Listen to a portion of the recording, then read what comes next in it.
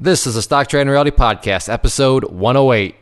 Completely didn't use risk management into account, didn't understand it.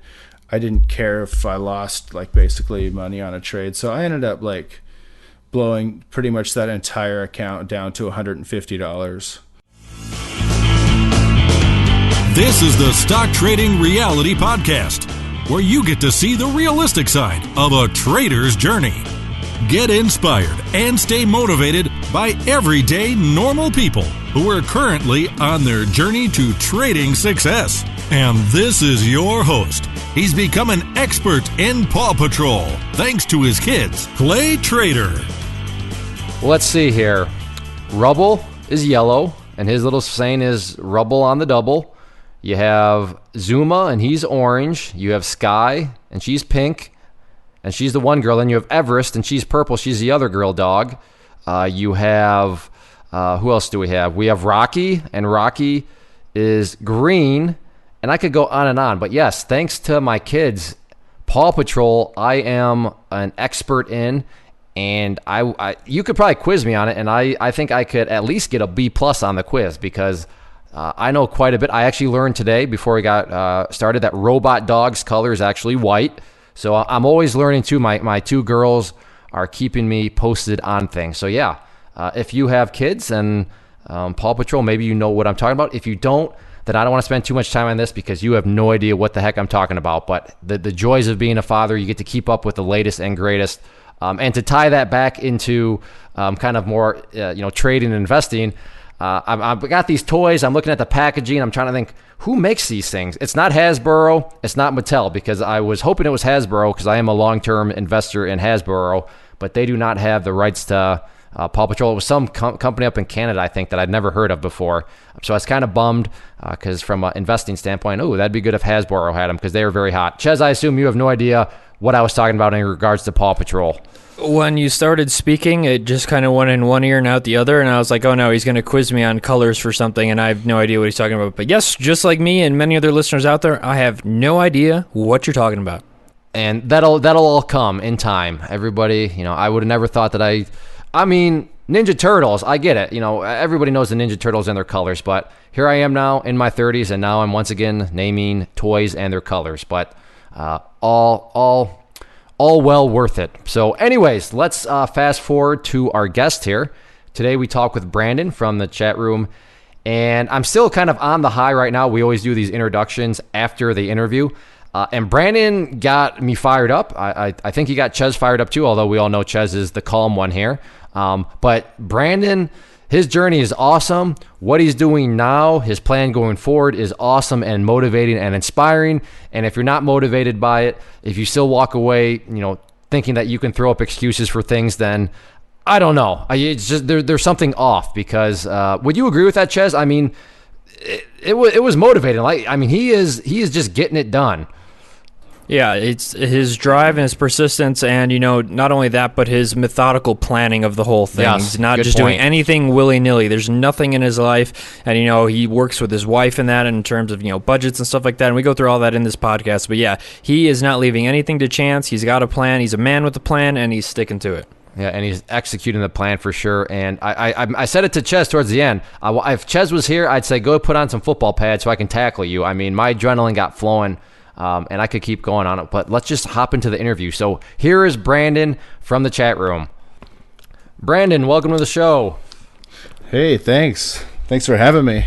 Yeah, now I want to give, she probably doesn't listen to this, but if she does, I want to give Brandon's mother-in-law a shout out for providing childcare. We were talking before we got recording, and one of the questions I always ask is, hey, how long do we have you? And he said, I got childcare. And for a minute, I got a little nervous because I'm like, oh, great. I don't expect anybody to go pay for childcare in order so, Chezz and I can interview you. But then he said, well, my mother-in-law took him. So and he said he's mailing the bill right to your address, Clay. And I will pay your mother-in-law with mine shares. So they'll be, Chezz, by the way, yours are in the mail. They should be to you tomorrow. So just keep an eye out for those. But so thank you to Brandon's mother-in-law for providing childcare. We appreciate it. So Well, I guess we don't really know that yet, because if Brandon is just a train, I'm kidding. You're not going to be. Nobody's ever a train wreck. This is always a good time. So let's start at the beginning. You said you've listened to past interviews, so you kind of know where we always kick things off. But where did this all start for you? Where did you hear about the market? Kind of your first memories of the market, and what ultimately made you kind of want to head towards the direction of getting more serious about it. Well, yeah, I mean, that's a pretty long question, but basically I would say when I was in high school, or even before that, my mom had bought a Franklin Templeton mutual fund, and she would just put $25 out of each paycheck into it. It was going to be my future college fund. And so I would get the statements in the mail, and I would always be so intrigued by the share price, and because it would always change. And I was like, not that I even had access to the money or anything like that, so it wasn't a big deal, but I would just like to watch that go from, $12 to $17, and I would probably watch that over the span of 10 or 12 years, all the time. So that at first was like, oh, so I knew about the markets, but then it was like several years later, till after I had finished paramedic school at the University of Texas, and I was driving back home to Washington, and I stopped at my grandma and grandpa's house in Yuma. And she had married this guy who was a Canadian, and we basically just started talking, and he was trying to get me I'm just about to start my career. I was in transition, just finished college, heading up back to Seattle area to get a job and start, looking for, to settle down. And so he just said, hey, just all you have to do is just open a Fidelity account and just put $200 a month in it. You don't even need to buy anything yet. Just start accumulating money. And then when it's time, you can start learning about it. So then I just started learning about the stock market in the process. And so that kind of got me kicked off. Now, when you say you were learning about it, so obviously that's some fantastic wisdom and, foresight from both your mother and, your grandfather, tucking away money, and it just is amazing how fast it accumulates and how compounding interest works, but that's different accounts. We're not going to get in that route. But anyways, you had that interest from a long time ago. You said you were watching for 10 to 12 years. So obviously, like you said, it totally intrigued you, and that's something that, not everybody gets that out of trading. We fully understand. Some people I talk to trading about, their eyes roll in the back of their head, and they're like, sounds boring. I'd rather go, build a house or something like that. And to each their own. But so your grandpa tells you, though, it is as easy as opening a Fidelity account and kind of, collecting capital. So you said you did some research. Now, I want to know, what is the extent of that research? Did you buy some books on Amazon? Were you Googling stuff? What do you mean by you saying you wanted to start learning? Yeah, so, I'd always been interested in investing, so I'd been reading, Warren Buffett books. So I was more investment mindset. I wasn't trying to be a trader. So I was so I bought a couple oxymoron book. I had to laugh. It says Understanding Wall Street. And everyone laughs because no one understands Wall Street. But this kind of would this book was interesting because it took you from a startup of a business. I gave an example, I think, of a light company and how they would accumulate, money in the open market and then maybe go public, and explain the whole process of IPOs, share prices. Then it gets into all the Greeks and all the, just basically how the markets work. And I was just read that book and kind of absorbed it, and then it made more sense. And that's when I started between all the basically stuff I had learned on from Warren Buffett and other stuff, just basic common sense, simple investing, don't overthink it.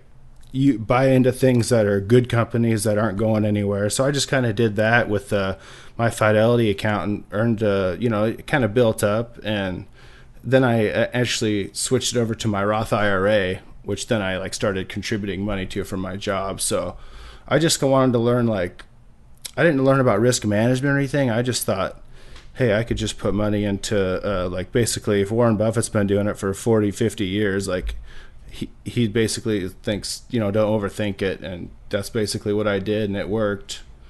And that's the funny thing is, actually, by the time this recording airs, I will have my Grow Rich course completed. But that's really the thing. There is a holy grail method out there. Chezz and I, which for you a long time, he just said holy grail. It actually exists. But the trade-off, the bad part is it takes decades and decades and decades to actually work. And it's essentially what you were doing, Brandon, to circle back, like Chezz already gave credit to, but your grandfather gave you fantastic advice. And that is really the only holy grail way to make money in the market. And, as the economic principle states, there's always a trade-off. So while there is a holy grail method to make money, yes, The trade-off is it just takes a super long time. So correct me if I'm wrong, but it sounds like you were buying stocks as you were reading books and such. Is that accurate? Pretty much. I mean, I would just put like $300 or $400. I think it was $400 a month into that account, and then into that account. Were you buying individual stocks? Were you buying mutual funds? What exactly were you putting that money into? Yeah, so I had done research, so I knew that like ETFs is kind of where I wanted to be, because they're like, obviously, that's a whole nother story, but they trade like mutual funds. There's no fees. You could just buy it like an equity. So I would just start accumulating tons of just random sector ETFs. And I don't think I actually bought an individual equity. I was just just think of it as a broad spectrum. So you were diversifying through sectors through the ETFs then?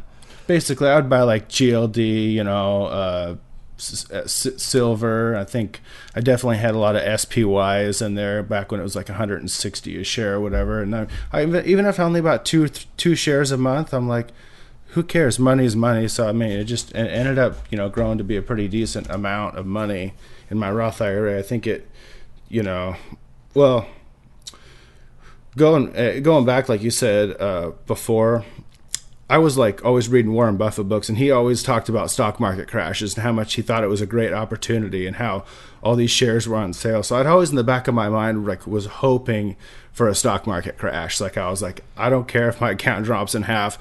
That's when I'm just going to start buying more. And then after I got hired as a firefighter, paramedic in 2006, I was contributing to my Roth IRA all the way till 2009 when the market crashed, and then that's when I thought, this is pretty cool. There's that sale you've been waiting for. Every day is panic, like drama on the news. Like our lives obviously aren't going to be changed that much by it, but I kind of like watching the show. So I just, started that's when everything really dropped. Then I started, I couldn't necessarily afford to put any more than $400 a month in it, but I was still doing that. But I would just kind of change on what I was buying.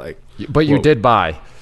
Yeah, I bought excellent. Pretty much the whole time. It's not like I was, becoming rich by any means, but I was just, buying stuff for cheaper at the same rate I was before. Well, you're not giving yourself enough credit, and Chezz, I want you to weigh in, because I mean, let's just apply some human psychology. You're sitting here making it be like, the markets were falling apart, the news was chaos, and if you lived through it, you know exactly what I'm talking about. And all that was going on, but I kept buying. Well, I mean, give yourself some credit. A lot of people were not buying; they were selling. A lot of people said, what, I'm done buying. They were frozen and fair. But hey, I mean, Chezz, Brandon was actually buying. So who cares if it was only still $400 a month? I mean, the action of buying, well done to you, because it was crazy back then. And I think we should give a lot of credit to Uncle Warren, too, because, I mean, it is his quote, be fearful when others are greedy and greedy when others are fearful. And, I mean, you literally actually embody that, because it's completely unnatural. If you've ever, especially if you guys are newer to the market, have never kind of seen that. I didn't actually trade during that time, but at the same time, when prices are dumping, say you bought a car and then immediately bad news comes out, the car's worth 10 grand less or something, your instinct is probably like, oh gosh, get rid of this, I'm terrified right now. It wouldn't be, I'm going to buy another car because they're going to fix it. And granted, cars are a bad, awful example for this. But yeah, I mean, you really embody that, and that's awesome to see. Most people aren't capable of doing that. Yeah, I mean, and it's easy to sit here, to listen as a listener, like, oh yeah, I would have done that. I mean, market crashes, that's what's when you buy. And even the quote from Uncle Warren, that's a great quote. Yeah, it's easy to listen to. Yeah, it's easy to sit back when things are going on and say, oh yeah, if it crashes, I'm going to buy. I assure you, it's not quite as easy when the news and every single newspaper headline is end of the world, the financial meltdown, blah, blah, blah. But so yeah, props to you. And don't cut yourself short there. That's a good personality trait to have, is you had a plan and you stuck to the plan when the opportunity made itself available, and then just harp on a little bit more. And what else I found interesting is you were hoping, you wanted that stock market crash in 2006ish or even sooner, when you were reading all those books? Yeah, I mean, I didn't really care. I just figured it might come sometime, and it was, of course, I bought a house in 2006 right at the height of the market, but that's a different story. And then, so basically going back to the Warren thing, is I had been reading these books, and he'd lived through 4 or 5 market crashes, and he would almost talk to him like it's just a temporary comical event that he would capitalize on. So I looking at like the broad spectrum. I mean, I'll try and look like 10, 20, 30, 40 years in the future, not so much right now, because like, America's not dying. It's not going anywhere. I'm like this is fine. Like, yeah, we're taking a big dip, but it's like I just had that deep, like, I guess, faith or trust in like someone that's been doing this for a long time that knows obviously way more than I probably ever will. So it's like, if all I have to do is sit here and buy and just trust it, it's like, it wasn't that hard for me, because honestly, I'm the kind of guy, if I did ever lose the entire account, like, it's not going to, impact me, like, personally, it is money. You won't live under the bridge. No, exactly. Yeah. You're not going to be shopping for, honey, we got to go cardboard boxing shopping, nothing like that. But still, what I found interesting is, 06 before then is kind of when you're getting in the mindset of, oh, okay, a crash. But that crash didn't happen for literally like 3 or 4 years later. But you still had that mentality, you still had that mindset, and you were ready to go and take advantage of it. And good job to you. I mean, I still vividly remember that. Looking back, I do regret not putting some money into the market in terms of stocks, but I was actually buying real estate back then. So Brandon went the stock market route. I went the real estate route. But yeah, when there's blood on the streets, that's a good time to buy for sure. So you're in this investing mindset. You made the comment you hadn't really studied risk management, which is fine. Risk management is totally different when you are building wealth over time, which is investing, what you've been talking about. So when did things kind of start to transition a little bit from kind of the Warren Buffett mindset into wanting to get a little bit more hands-on active? And was there some sort of event that triggered that? But walk us through that portion of things. Well, I guess like it wasn't so that was like 09, 10. So, I didn't even start your program until a year ago. In January, I think I joined. So maybe like even a year before that. So I would even say like 2015. So, I mean, it's a good 6 or 7 years where I'm more focusing on just kind of saving some money and doing real estate investing. And I didn't even, I think I quit contributing to my Roth IRA at that point and just left it alone. And then took a little bit of money, bought that house in 06, and then at the height of the market, and I worked on it until the real estate market crashed. So I guess it was sometime like 7 years later. So what happened was, I mean, my job affords me a lot of time to like basically do like self-study. So we have a medic unit station that's way out in the boonies that you have to go rotate to every 3 months. So where are you, by the way? Oh, I'm in Seattle. Oh, wow. You're up in the Pacific Northwest. Yeah, nice. I'm in Olympia, a little south of Seattle, but basically, so this station is, very rural. It's out by Mount Rainier. So we only run like 2 or 3 calls a day. So I had a lot of time to study. And that's when I kind of found out about options. Like I knew how equities work. So my grandpa, the same guy he sells puts. So he's the only way to get long stock. He basically he'll never buy a stock. He'll only sell puts. And obviously that's another story, but you understand the advantage there. So he would always tell me how selling options is the way to go. So I would like, interesting. So I started researching selling options. This is all like at work on my day off because I don't have kids. It's like, I feel like it's my day off when I'm at work. It's kind of funny, but it's great. So yeah, so I started studying options and like watching all these YouTube videos. And of course I came across this outfit in Chicago. Obviously it's pretty big. I don't know if you give names on here. It's mainstream now. They have their own brokerage, but Tasty Trade, right? You can edit it out, I guess, if you want to. Okay, so I thought they had a ton of free education on their website that was really useful. I mean, all the way like Tom Sosnoff sits down with his daughter, and seriously, she is like, it's a great thing because it's so smart that what he did, and she's just in high school or just out of high school, and he basically teaches her, and she's a smart girl, but it takes her a while to grasp all these concepts, and I feel like I'm learning right along beside him. And basically goes over from options, how to what they are, how they work, all the intrinsic, extrinsic value. So, and then I took all their other courses and started watching their daily segments. So I had a pretty good idea of how options worked and like how to sell them.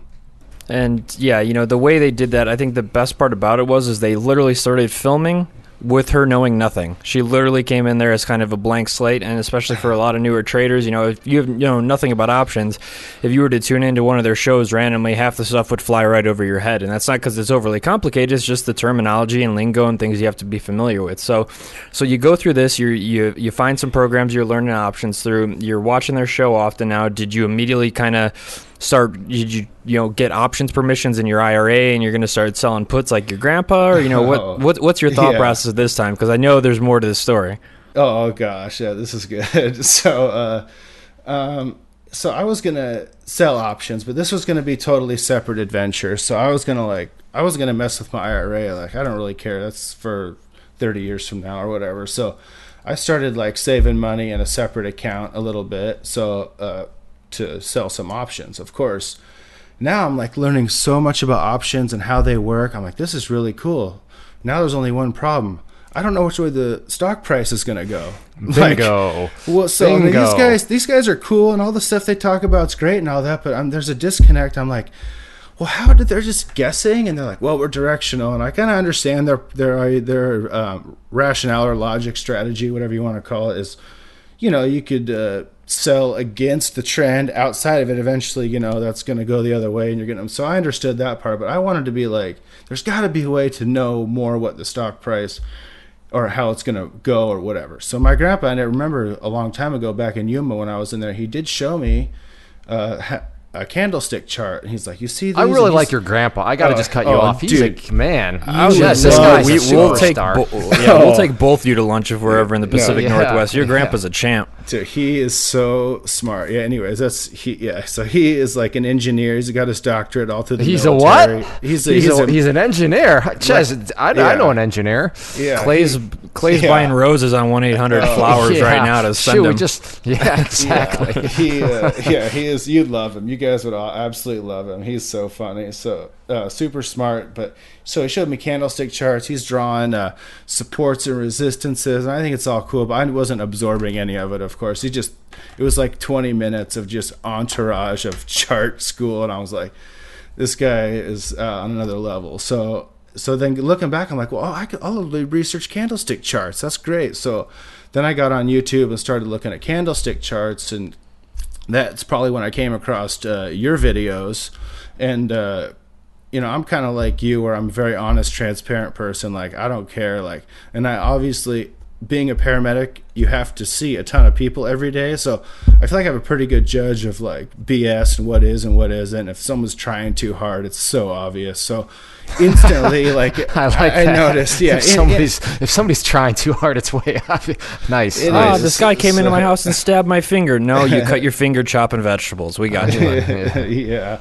So, I mean, I saw your videos, and I'm like, instantly within the first couple of minutes of your first video, I knew you were pretty honest, and I hadn't looked into any other education, right? So I would watch all your free videos. I'm watching everyone's free videos here at the same time. So, but your approach was just like always like, get educated, and I've always taken school before I've done stuff, or at least read a lot, so it made sense to me. So then I was like, well, I know so much about options. I feel comfortable with how they work. If I could just get an idea of which way the stock price is going, I'm good. Like, that's it. Road to riches. Like, let's do this. I'm a millionaire. It's so funny. So I got all excited. So then I took the robotic trading course, and of course you're very good at marketing, Clay. You're not stupid. So, you always, kind of hint to the next thing, which is important, because there's a big story here. And if you're just at the very beginning or doing robotic trading, like, that's enough to be dangerous or whatever. But I did appreciate like how that whole course went, how the time you put into it, how effective it was at like teaching. And so I'd sit at the fire station and watch all these videos, and everyone thought I was crazy, of course, but that's kind of how it started with your course. Now, are you Clay Trader University or no? Yeah, so I did join, but yeah, so I had like to be the fair part of marketing. So marketing, full disclosure, yes, we have an entire program called Clay Trader University. But if you just buy robotic trading, then as Brandon alluded to, it is going to build up to something else. It's not an upsell, because I'm telling you up front, look, here's the entire program. But if you just want to go bit by bit, that's fine. But, sorry, it's not that easy. You can't just buy one slice of a program and then be like, oh, yeah, now I have the whole program. So I'm glad you brought that up because, yeah, I mean, and I'm not accusing you of thinking this way, but sometimes people buy like the first course and then say, wait, I got to buy more. Well, yeah, at the beginning, it's marketed in a way that you know that there's an entire program out there. And if you can just want to buy one slice of it, that's fine. But I don't want people to think that you can just, pick and choose little things and all of a sudden you got everything. Well, you don't have everything unless you buy everything. But so you bought robotic trading, you're going through it.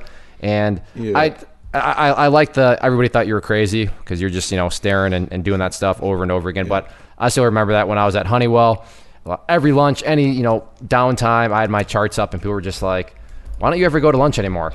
Go to lunch? You think I want to talk to you guys? I want to talk to my chart. So I totally get the whole kind of weird looks things that you kind of brought me back there. But so you're putting in a lot of time and effort with robotic trading. Where'd it go from there? So yeah, and I probably could have made it work just by using robotic trading, my knowledge from that course and options. But of course I only had a $2,000 account. It's money saved up at the time that I was going to use for trading. So wasn't obviously, the capital investment it takes to sell options. That kind of wasn't an option at the time. So, but the way my mind works is like, I like to dig into things deep. And the way like you were teaching charts, I'm like, there's way more to this. And I just wanted to learn more. So that's when I was like, well, obviously fiscally, it makes sense just to buy the whole thing. And so I had $2,000. This is a great decision right here. So I had $2,000 in my trading account. And then I, of course, want to buy CTU, which is about the same price. So I'm looking, I'm like, 6 months, same as cash. So my plan is, of course, not you dummy, don't just spend your money to buy the course. I'm like, I'll use that for trading. I'll do the 6 months, same as cash. I'll make so much money. I'll just pay that off with my money that I've made on the market. Then I'll have free education. Oh, no, and, come on. But it's 6 months, same as cash. So it's still pretty low risk. Like we make good money at work. So worst case scenario, I can work a couple overtime shifts or teach some CPR classes and make that up. But so okay, all right. I want to cut you off there because that's just actually a super critical point. Is your rationale was kind of flawed, but you did kind of. So in a worst case scenario, like you said, you thought of a worst case and you would have been okay because, like you said, all it would have taken to get out of a worst case scenario was pick up some extra shifts at work. Is that accurate? Yeah. Okay. All right. Because the monthly payment wasn't going to break him or anything like that with his job. So I don't want to come across like we're advocating this is how you want to do it. That's the logic was definitely very shoddy on Brandon's part here. But to give credit where credit's due, he did do the analysis of worst case scenario, and the solution to the worst case scenario wasn't exactly the end of the world. So I'm glad to hear that if things didn't quite work out, because I have no idea how they worked out, but it wasn't going to be, like Chezz said earlier, you under a bridge. So anyways, carry on. I wanted to quickly make that point.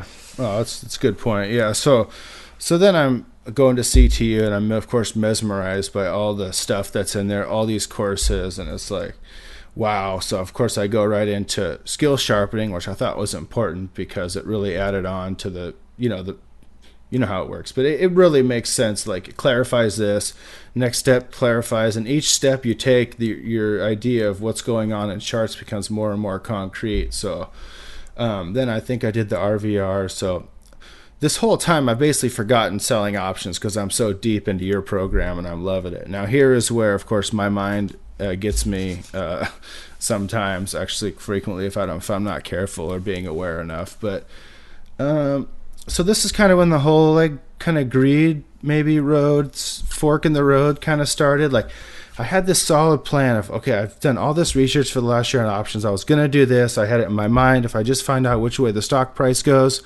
I could be selling options. And so I was going to, now that I've taken your courses, I'm buying options now. I know which way the stock price is going for sure. Like I thought I had an idea before, but now I know this stock's going up or this stock's going down. These are supports. These are resistances. This is a foolproof plan. Clay's a freaking genius. Like this guy's dedicated his life to this. Clay's head is expanding as we I'm getting worried if people are using the word genius to me. I'm getting real worried over here. I mean, you're very smart, and all the points you make are very compelling, and they're all logical. They make sense. But like you always say, that's why you make a trade plan. That's why you have stop losses. That's why you do this, because if you do all that enough times with your number of occurrences and you follow all the rules, yeah, you're eventually going to be profitable. But when you have like other stuff clouding your mind and you think that you're going to sell, so basically, long story short, the first option I bought was ended up being my best trade ever, which was funny because I didn't really know what I was doing. I bought an illiquid stock. I think it was symbol O. It was like the reality company. Yep. And it's like, what are you doing buying an option on that? But anyways, I bought it for 40 cents. And of course, right at the beginning of 2016, the market's crashing. That thing kind of moves like a mutual fund or a commodity, gold or whatever, when the market's crashing. So market's going down, volatility's high, and this thing just starts going up to the top, and I'm watching it, and it gets up to like $5.60 per option. I bought 2 options at like 40 cents a piece. That's not a bad return on your first option trade, I gotta say. No, but of course it's like, and I bought a 6-month expiration, so it was totally weird. I just saw the first trend that I saw after like seeing trend trading. I'm like, oh, okay, well this seems logical. I'll buy that, and ended up working out. So I let that thing go for 3-4 months. I'm watching it, and then in the meantime, it's kind of where it got really weird and sloppy. Is when I just started basically I totally let my emotions get the best of me. I almost like it was like gambling. I got so deep into it where like every day, all day, I'm like watching, like coming, I don't know. I don't even know, like now talking about it, it's even worse. Watching the minute by minute chart on a 6-month trade or something like that. Oh, I shouldn't say. So that first option income realty trade was like, I just let it go. But so Gotcha. then I start buying, cause it's kind of a long story, but I start buying options now, like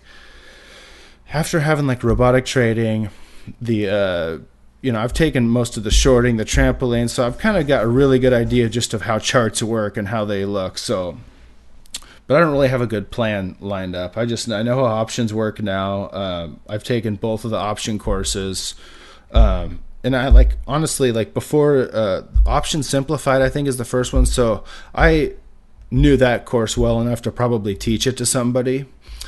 So that was like just a really good review of everything options. And then when I took the advanced options, it was kind of a better review of what I already kind of knew. But the way you break down all the strategies, so simple, I really love. So I had a good idea of all the options. But of course, I'm buying options now. So this whole thing is that's kind of a moot point. I think it's very interesting because you kind of came into options first off based on, what your grandpa does and how he never buys stock and he gets long via being short puts and stuff like that. And I love how, after you go through kind of, the training material here, you completely throw that by the wayside and you go, it sounds to me like, just like you said, kind of with your robotic trading statement, is enough to be dangerous. You have an idea and a theory and a way to kind of manage your risk because you studied risk management too. And now you're the buyer. And now, correct me if I'm wrong, are you taking into account the decay that comes with this, or are you sticking to kind of the longer term trades where the decay is, much less rapid? Oh, no. So, yeah. So, like, and I did the paper trading thing where I would write the options down and kind of watch them, like Clay said in the training video. So I'm like writing down options. I'm watching them throughout the week, and I start to do okay on paper trading with buying options. So I'm like, let's start buying them. Now, for me, I don't know, mentally the line crossed when I went to real money. For some reason, it goes to your head. And I've listened to all the podcasts. It's almost like I knew what was coming. It's so weird. And I just had to go through this rite of passage or something. But I start buying options. I'm like, well, if I just buy the 10-cent options, that's cheap. And then I'm not realizing that Scottrade is just killing me. Like, I got to make $14 in and out of a trade. And I'm trying to buy like a 10-cent contract. And like, that's stupid. So basically, because my emotions was clouding all of good judgment, and awareness and all that was going by the wayside, I'm buying options. I'm trying like every different strategy. I'm buying a weekly option. I'm doing 2 weeks, and the whole time, theta, of course, is killing me, but I'm ignoring it because I think in my head that I know which way the stock's going to go, or it's the same story. It's going to bounce, or it's going to come back down. It's like you've heard everyone talk about it before. The same stuff is going on in my head that just I'm just stubborn. I'm holding to a trade because, I made the trade. It's going to work out. And it was just foolish. And I ended up doing okay in the beginning, which was kind of crappy. somewhat fool's gold, but because I didn't like kill it or anything. My account, I think, went from like $2,000 down to like 15, then like up to 22. And at one point when I cashed out of the income realty trade, it was up to 2,800, and that was the highest amount it had ever been. And even in my initial plan was like, once I get to $2,500, I'm gonna transfer that money out of Scottrade and transfer it into a brokerage account where I can sell options, because Scottrade, turns out, you can't even sell calls or puts at the time. So I shouldn't even have been with them in the first place. That was another poor decision that I just kind of jumped into. It was like, they make it so easy to buy options on that website, which is for a reason now that I realized what was going on. So I just abandoned a ton of initial core strategies that I wanted to do. Was accumulate $2,500, move it to an option selling account, start selling options, use charts. And then the whole thing went by the wayside just because it was easy to buy options on Scottrade. That's what I decided I was going to do, because that was going to make me the most money. Turns out I completely didn't use risk management into account, didn't understand it. I didn't care if I lost basically money on a trade. So I ended up blowing pretty much that entire account down to $150. Now, what I'm fascinated by this is, and I could be wrong, but just listening, I would argue, if this was a court of law, that you're super good with charts, you understand directions pretty well, because for you to have grown the account like you did, I mean, that took you making, good decisions in terms of the price movement. But the big but here is, you looking at a chart, you understand a chart, you figuring that stuff out, not the issue. The issue comes on the back end when it comes to actually managing things, because there is no holy grail out there when it comes to tools. And as much as we all love charts, hey, charts can be wrong. And when you're not wrong, or when you are wrong, that's where the whole management things comes into play. And like you were saying, and you've acknowledged, the whole managing is what got you, not your ability to read a chart, not your ability to apply what you've learned in terms of direction of price. But you're never going to be right all the time. And when you're wrong, that's where things got fuzzy. And I think that the easiest thing that you said that just summarizes your whole mental perspective in terms of management was in regard to the $2,500 mark. Like you said, you set that for yourself. That was part of your plan.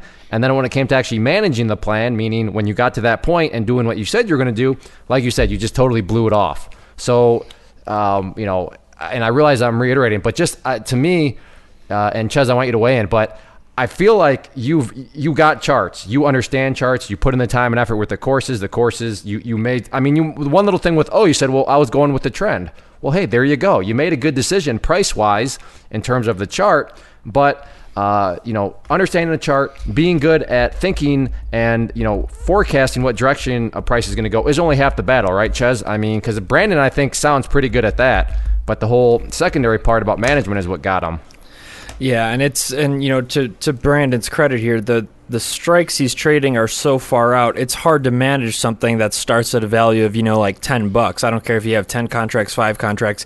Generally, If you're wrong, that contract is going to go very close to zero very, very quickly, because it was a long shot to begin with, and this is not discrediting technical analysis by any means. If that trade moves in your favor in a timely fashion, that 10 cents could be worth, a couple bucks, like one of his first trades. But at the same time, it's very, very difficult to manage something that far out of the money, when it goes the wrong way. Now, it's much easier to manage as far as from the risk standpoint with a higher delta. And, if all this sounds Greek to you, haha, what a good pun by me. I'm proud of you, Chezz. That was good. Gosh, you're rubbing off of me. This is horrible. This is not good, yeah. But essentially, we do cover that and kind of what that means and stuff like that. But yes, it's very, very difficult to manage. He totally had the chart side down, but managing that is very, very difficult. And it's not to discredit him at all. It's just the methodology he was trying to apply at that point is very, very difficult to do to kind of protect your downside. That's all. Yeah, and and just one more before I give you full credit, Brent. I mean, you're not blaming anybody else. For you, I'm sure no trolls listen to this, but for all the people out there that Chezz and I experience every so often that are looking at everybody else other than themselves to blame, Brandon, props on you. I mean, you admitted that, you just kind of were kicking things to the curb. You had goals, you had things, you had milestones, and when you hit those milestones, I'm going to change them up. So, and I guess that kind of just summarizes, and the ultimate end of that is a 2,000 account. Well, you said at your peak it was 2,800. So 2,800 eventually is going to go down to 100 if you kind of just, I guess, kind of almost make it up as you go. It sounds like you were doing. Use poor strategies. And like the biggest thing with like options, like there's an expiration date. Like a lot of times I was right in the end, but I wasn't applying the right strategy. And for me, like using the chart and then applying this whole separate derivatives option market that moves in its own price opposite of the chart but still uses the underlying, it was very hard for me to conceptualize because, like you said, even then I started, okay, I'll trade closer to the money options because those are heavier delta weighted. Okay, so if the price moves, I'll get paid more on my assumption or my risk that I'm taking, but sometimes it wouldn't happen. And then, of course, I was stubborn enough. Well, it wouldn't happen within the time frame you needed it to happen, right? Exactly. And that's the kicker. I mean, options and chart, it's very possible. We have people in the chat room that can nail it. But to Brandon's point, options, big reward. But, I mean, and he was right. Like you said, I love how you said that, Brandon. Many times you were right. But in options, there's a shot clock like in basketball. And if things don't happen within the time frame that they need to happen, sorry. Yeah, and that's what basically I was getting killed. So I would try and buy 2-week options. I'll buy 4-week options. I'll buy them at the money so when the price moves. And, yeah, for a while, like I wasn't super greedy. Like I would take a 25% profit and be like, great. But just like with the whole like 3-to-1 profit margin at first, I got totally backwards. I didn't quite understand it with the option price. So instead of the margin of the stock price moving 3-to-1, I was expecting to make like 300% on each contract. So like that only happened for like a week until I understood that. But I'm actually glad this whole thing happened because I really learned deep down how option prices were moving. And I probably only lost sleep for maybe 2 nights out of the entire 6 months of this whole nightmare was going on. But it was just, I got sucked into it. That's all it was. I knew a lot about it. I was interested in it. Option prices are moving. I got totally sucked in. I got emotional. I started taking things personal and thinking I could beat this thing. And it was just, I was in too deep. I just needed to take a step back and just take a deep breath and just hold on. Would you agree that, sorry, Chezz, would you agree that trading is fun? Oh, for sure. Yeah, it was totally fun while I was going on. Of course, that's why I wouldn't be doing it because, I like coming up with different plans and strategies and looking at different charts. And I basically got to where I was like, I'll just know one chart. I'll just do Facebook. I like that. It's a liquid option market.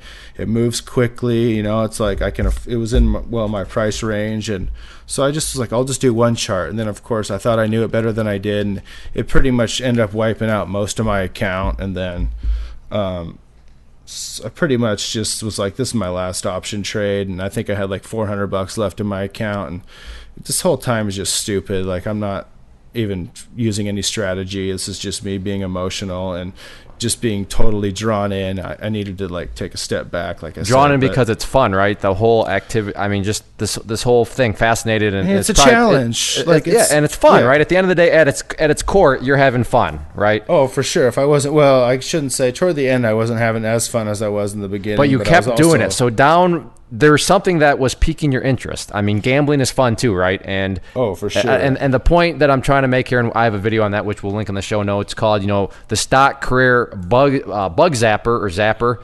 Oh, is, and that whole video revolves around fun. That is the catch-22 of the market that all of us struggle with. Is assuming you like a challenge, like Brandon said, assuming you kind of like to try to figure things out, assuming you like to all that sort of stuff, then it is like a video game. This stuff is fun, but man, is that a catch-22, because when things are fun, they tend to rush into them. And the way you're talking, like you said, would it be fair that because of the fun attribute, you kind of just rushed into things way too quickly? Is that a fair assessment? Oh, totally accurate. Yeah, for sure.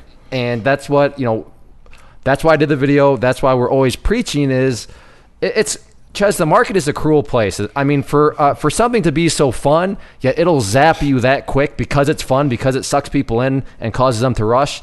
It's just cruel. It really is cruel. And, I liked what you said earlier, Brandon, about the sense of, it was almost like a rite of passage where you had to almost do this, experience it, and kind of go through it to kind of go further. I was in the same exact boat, did the same exact things.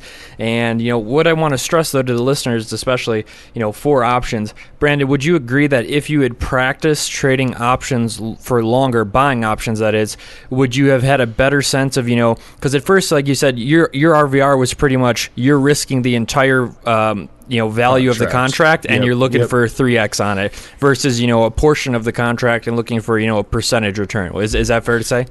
Yeah. I'm trying to overcome the commissions. I'm trying to looking for too big of moves rather than taking what's there. So I just totally got it. Totally. If I would have paper traded, I would have seen the option price deteriorating at a fast rate. And I'm not discrediting Brandon or how he did this by any means. Everybody has their own kind of way of doing it. But I liked what you said earlier, too, in the sense of, you said after you started watching them, you got familiar with a few stocks, you would start to get familiar with how the options prices moved relative to the stock. And this is all something that he could have done on paper, but he didn't. And that's, like I said, I was in the same boat, did the same exact thing. And just like Clay said, the market is such a cruel place because it suckers us all into kind of getting in as fast as we can. And we got this figured out and we're going to do it now. But the reality is, and we say this all the time, the market's going to be there tomorrow. It's going to be there next year, we think, and, for the foreseeable future. And we'd be much better off, trust me, everyone wants to get in, everyone wants to make money quickly, and everyone wants to kind of retire to an island. I totally get that. While Lamborghinis and something is someone's motivation, family stability and being able to retire and build wealth is somebody else's. But if you take the time, you study, you figure out what you're strong at and what you're weak at, you can really, pull money out of the market. Instead of being the sucker buying the top or selling the bottom, you become the guy who, just like to tie back to the beginning of this podcast, you were buying during the crash. You were excited for the crash. You were happy it was happening. You expected a big haircut in your IRA and stuff like that. And, but that was an opportunity for you. So it's all about spotting opportunities in the market. That's what it provides all the time. It's just up to us to kind of trade that and not let that fun factor overtake it. Because when the fun factor overtakes it, unfortunately, it's gambling. And when it's gambling, it can be fun when you're winning, and it also can suck a lot when you're losing. Absolutely. Yeah. And, so then go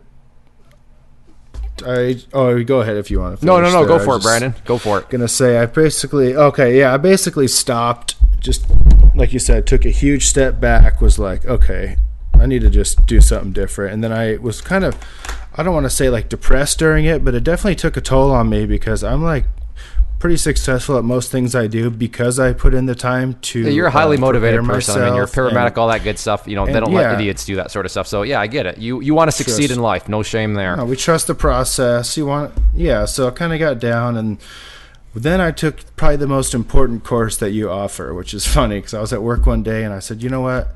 And at this point, it kind of exposed a lot of things with my personal finance budget and all that. Like, I'm not broke or in consumer debt by any means, but I could be doing way better with our money, my wife and our family money. So, and I'm kind of in charge of the bills, and we're not like blowing money, but like I said, we could be doing way better. So then I take the cash flow creation guide, which is funny because you made it for I think maybe your church group or something. Just for the youth at my church. And it's so basic, but it's like I needed to hear that. I needed to go through it because I haven't been disciplined with our money, and I love the way that you I feel like you and your whole program, you don't just want people to be successful at trading. Of course, that's your main goal, but I feel like you genuinely are honest and you want people to do good in all aspects. And trading is just a small part of what my whole overall goal is with everything here. So I feel like you care. That cash flow creation guide was a big thing for me just to see and actually put our budget down on paper finally and applying. Nice. I'm using every single dollar now to what's every dollar doing?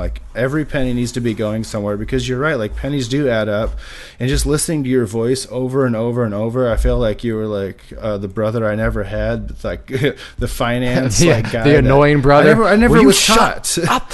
Yeah, I know, and I never was taught anything of money management, personal finance. My parents never did any of that for me, and I had no idea. I never respected money. I just was blowing it, and it was kind of controlling me for a large part. So it's I needed to see this whole stock thing kind of exposed a flaw, and then I kind of rebuilt from the cash flow creation guide. I went out. I picked up a couple fence jobs. I'm out in the rain digging I'm holes. crying over here, Chezz. That's how trying you to- do it. No Oh my excuses, God. people. I don't want to hear it. I know. I'm out here. A boy in the finding rain. jobs. Oh my gosh, so true. I'm laughing too. I'm like, each shovel dig, I'm like, this is for this friggin' option contract that I lost, and I finally made $1,200 and put it back into that account by sweat equity, working on people's yards. And I'm 36-year-old dude with 2 kids out here with a good job, and on my day off, I'm like trying to get out of the house, tell my wife I'm gonna go, do some work. So I ended up picking up like 3 little fence jobs, made some money. I'm back up to like $2,000 right now. I'm just paper trading, selling options, by the way. So So Let me ask this real quick, Brandon. How serious have you been taking it because you had to dig one shovel at a time in the rain over and over again to get that $2,000? How serious do you look at that money now? Oh, so it's so much a different perspective on it. Before, I just took it for granted. It was just $2,000 that I just kind of accumulated over a long period of time, and it wasn't like it was just money that was laying there. But now every dollar I make in my whole life, both my wife and ours, it's like so sacred. I'm like, this is a big deal. Like, you could change your outcome in the future just by what you do now, and it's like I take so much care in which, I'm even trying to pick up jobs now because I work 8 days a month at the fire department. So actually 7 is more accurate, but so I have a lot of days off to do things. So I'm trying to, I want to build that account up to like 5,000 before I even put it into a option selling account now. And then I'm going to use that as, my little investment account to do anything with. But the most important thing now is don't lose any money. Even if I only make $20 in a month, that's fine. Like, I don't care. This isn't, someone said at one of your podcasts at one point, which was beneficial, but they said, this isn't even a marathon. It's not even a walk. It's a crawl. Like, you don't have to be in a hurry. Just slow down, start stacking cash, be careful, earn more money, see how valuable that is, because it's hard to accumulate money when you're wasting it. And what I love is you're attaching a story to the money. You're attaching pain. You're attaching annoyance. You're attaching suffering to that $2,000. Nobody wants to be out in the rain, digging in the mud, doing a fence. Nobody wants to do that. Let's just call it like you see it. But you've done it. And now when you look at that $2,000, you're associating that with agony. You're associating that with, holy crap, that was annoying to get that money. That was a pain in the you-know-what to get that money. But, I mean, you don't sound like you're in a rush at all. You're paper trading. You want to just continue to build that up. And that's what happens. This is why Chezz and I are always encouraging. Heck, maybe you don't even need a pizza job to deliver pizzas. But if you can get $1,000 of delivering pizzas, and you're looking at that $1,000 that you're going to use for trading, how serious do you think that? Are you just going to go rush into the market with that $1,000 when it took you, your weekends and nights to make that $1,000? I don't think you are. I think you are going to treat that very seriously, and you're going to go through the steps as necessary. So if any way possible, if you can attach annoyance and pain to money, to the reason Sweat you've gotten equity. that money, yes, that sweat equity. You're going to have, like you said, Brandon, I love it. It gave you a whole new perspective on it. And that's that. I'm motivated right now. Chezz, are you motivated? And I'm not even just saying that. Like, that's what we preach here all the time. We don't want excuses. Brandon didn't give us some excuse. He went out and picked up some fencing jobs and did it in the rain. I mean, that's good stuff, Chezz. Yeah, it's going to make him think, twice before he goes, oh, I want to get into this fun trade, or, oh, this is totally, an off chance, but I'm going for it. He's going to think twice because he's going to say, ooh, if this goes poorly, I'm going to be in the rain again, putting up fences.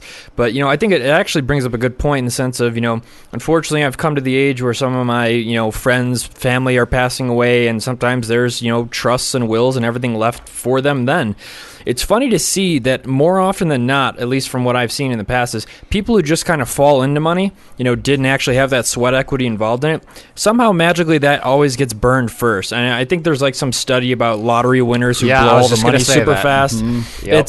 It's funny how different that is once you have, just like you said, Clay, a story behind that cash. It makes you think twice, and I totally believe that it makes you make better decisions. By no means am I saying you have to go out and dig ditches. Just do something. If you have to do something, I'm saying you dig ditches. Your free time. That would be a good story. I'm saying you do dig ditches, because if you can be like, holy crap, I literally got that $2,000 by digging a ditch for a dead person, that's a story that's going to be like, okay, I'm going to treat that seriously. So, Chezz, I disagree. Get out there and dig ditches. All right, we're looking at the time here. We'll have to start to wrap things up. So, we've established that you are paper trading right now, Brandon. So I guess walk us through. We know you're paper trading, but the foreseeable plan. Are you looking to save up more? I know you mentioned 5,000. Where do you want to go? Yeah. When do you foresee, if you have any sort of timeline on when you want to get back in the markets with real money? But walk us through kind of your plan going forward from this point. So I had to repair that hole from like that initial loss. I know I've gotten back this, but like physically, like, or mentally, I have to, like, inside me, I have like this gap I have to like finish. So I'm going to keep continuing to work overtime, teach CPR classes, stack money up to like I want to get to $5,000, open my options trading account. So I opened up a paper trading account with Options House probably a month ago, and started just selling options and using the chart principles, everything that I've learned before. I've even gone back through some of the main points in your courses and kind of sharpened my skills on the charts. So actually, it was funny. I sold a put in TLT, and collected like $90 a credit, and I'm watching it, and I'm managing those trades at 50%, like everything they preach on our Tasty Trade show that I was learned from. And I was giggling like a little girl, because I was so used to getting just thrashed by theta every day, all night, knowing every day I was losing $13 or $15 or however much the option was worth per day. And I get up in the morning, and sure enough, I put this put on a vertical, credit spread and TLT, and it made a good up move, and my option price dropped in half, and I closed it out for 50% profit, made like $45, and I'm giggling like a little girl, because it just, everything worked out. I found a clear area of support on the chart. I went 3 strikes below that, and it's like, if I can use charts, used clear areas of supports and resistance, sell an option well outside of that, collect a credit, I'll do that all day. And I'm not a guy that's going to sit here and watch a 5-minute chart. It's just not me. Eventually, I would like to get build my account up to, obviously like $100,000, and then start doing equity swing trades. But that's a long, long time from now. I'm just going to focus on collecting about $100 a month and go from there. And you've just become the casino, just like your grandpa's been doing for years. So I'd love to hear that, because I'm in the same boat when, it's nice when everything comes together. And even when they don't, you got a ton of probability on your side. You're well below support. So, you got a lot of things going in your favor. And I liked what you said before, too, especially earlier in the podcast, in the sense of you felt like you were missing something, in the sense of, you can't just trade the delta numbers or something like that. There's more to charts. There's more to, the herd psychology and, mentality and all that. But you totally figured that out. You're kind of putting it together now, and you got a goal. You're working towards it. You know what you're trying to do, and I have no doubt you're going to achieve it. But, what do your charts actually look like? What kind of indicators do you have on it? Moving averages, anything like that? It's super basics. I'm trading 35 to 45 days expirations. So I just have like the major 3 key moving averages on there. Sometimes I'll put a Bollinger Band on to kind of, see where the standard deviation moves are. But I honestly just watch volatility, and I'm trying to learn the strategies that best apply to the current volatility arena or index. So right now it's pretty low. I know I've just been doing, like I said, vertical spreads, and so maybe volatility picks up. Maybe there's some ratio spreads and other things that I could get into and take advantage of that. But right now I'm just going really slow. I just put on 2 trades per month, try and collect $100 each on those.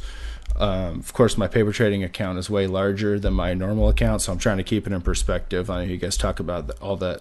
You talk about that all the time, but so I'm just taking it slow, small, and having fun with it. building up my account back to where it needs to be. I'm glad that all of that craziness happened in the middle, because I'm right back where I started now, where I wanted to be originally. I have Clay Trader University all paid off through sweat equity. I built my account back up to 2,000. So I feel like I've learned a lot. I've had my home budgets totally dialed in. I'm working extra. My wife works extra sometimes, and we're working on paying off our student loans. And my whole large plan is coming together. And this, I want to be a big part of it, but I just didn't quite respect it as much as I should have, and now I do. Man, that's good stuff, man. I'm fired up over here. I want to Chezz. I wish Chezz was here. I'd tackle him right now. My adrenaline's flowing. I mean, I want to put on some football pads and let's go. But I want one. Actually, may I offer some possible constructive criticism? Oh yeah, I love that. So you're gonna $5,000 is what you want, right? Or is what you're saving up for, correct? Yeah. Yep. So your option house paper trading account. Are you using $5,000 to do these trades that you're currently doing? Yeah, because I've just started. I'm actually trying to figure it out right now how the whole how that works when. Correct me here.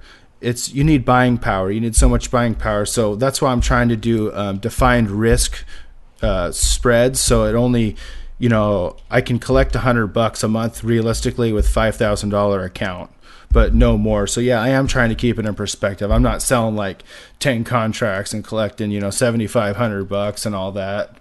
Although that could be useful by watching the contract, but it's not realistic to what I'm doing. So yeah. Okay, yeah, because I would say even does Options House allow you to adjust the money that you have in your account? I don't know about that. I've often thought it would be cool to just do that, but I don't know. I haven't looked into it. I would just say this, and like I said, this just from my experience. If you're going to use $5,000 when you go live, then don't put on a single trade right now with $5,100 because that's just not how it's going to go. Yeah, so it's $5,000 or below.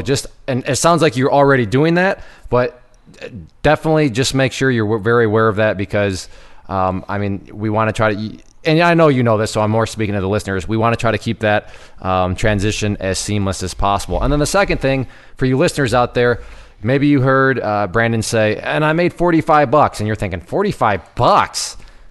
The greed monster's got you. The marketing monster has got you by certain people out there that are making you think that should be $4,500. That's not how it works. That's not what Brandon's after. Brandon's after a system. He's after fine-tuning good habits.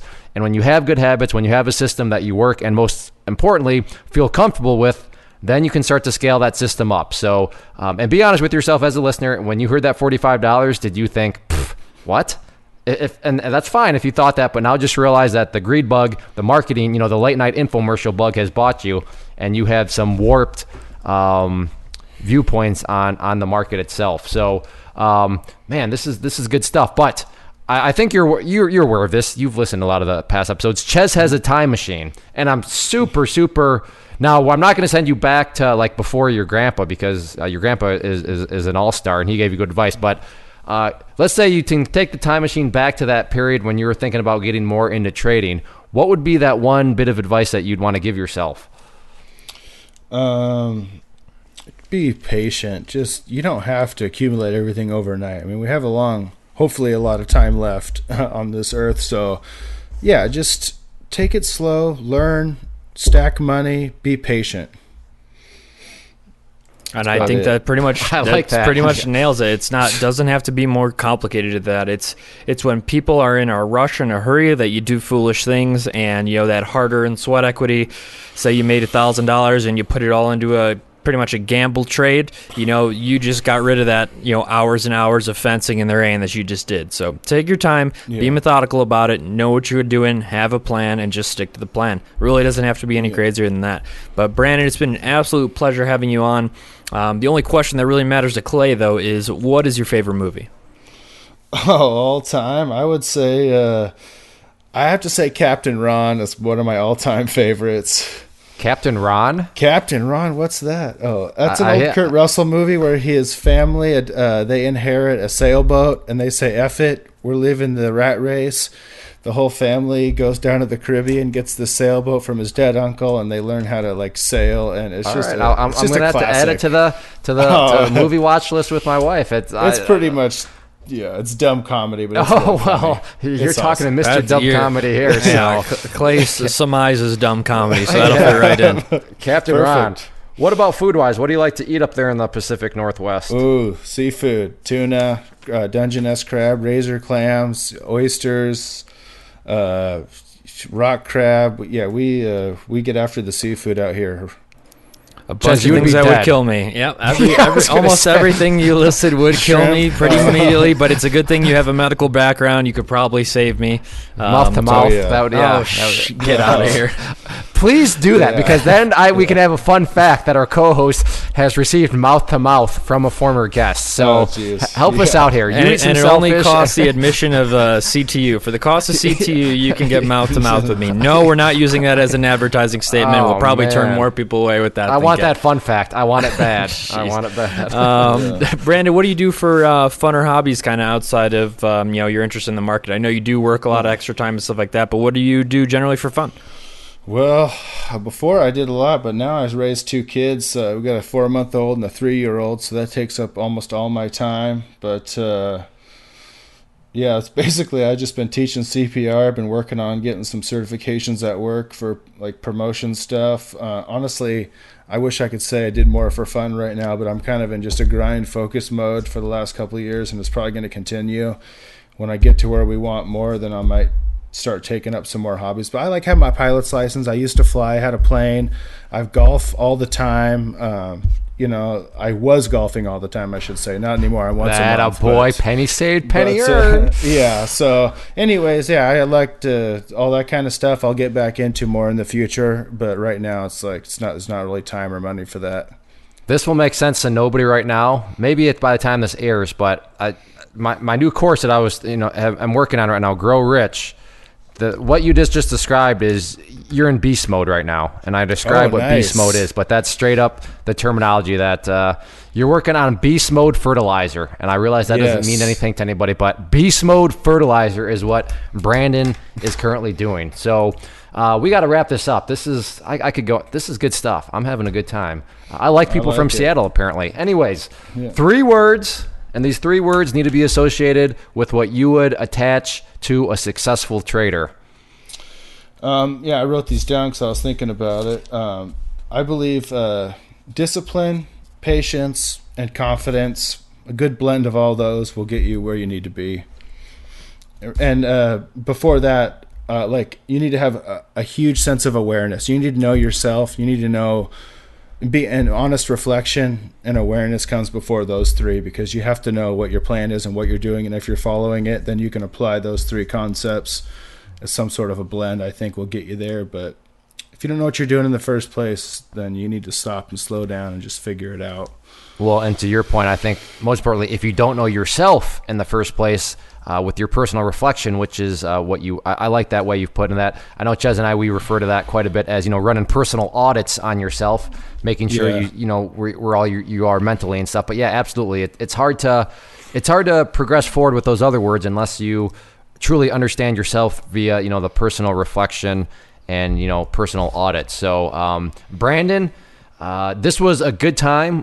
We are definitely having you back, even if we just to talk about personal finance or whatever, because you're in beast mode. I like people that are in beast mode. Cool. We just had some other people in beast mode in past shows that are just out and getting it done, Chezz, right? I mean, this is good. No excuses. People just getting it done.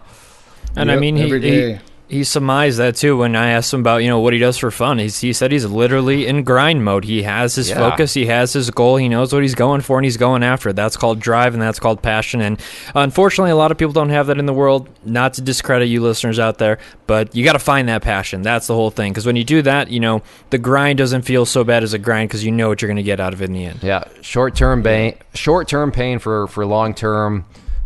Happiness, Benefit. gain, however you want to define gain and happiness. I mean, that's going to be different for everybody. But Brandon, thank you very much for hanging out, and we will definitely have to have you back again.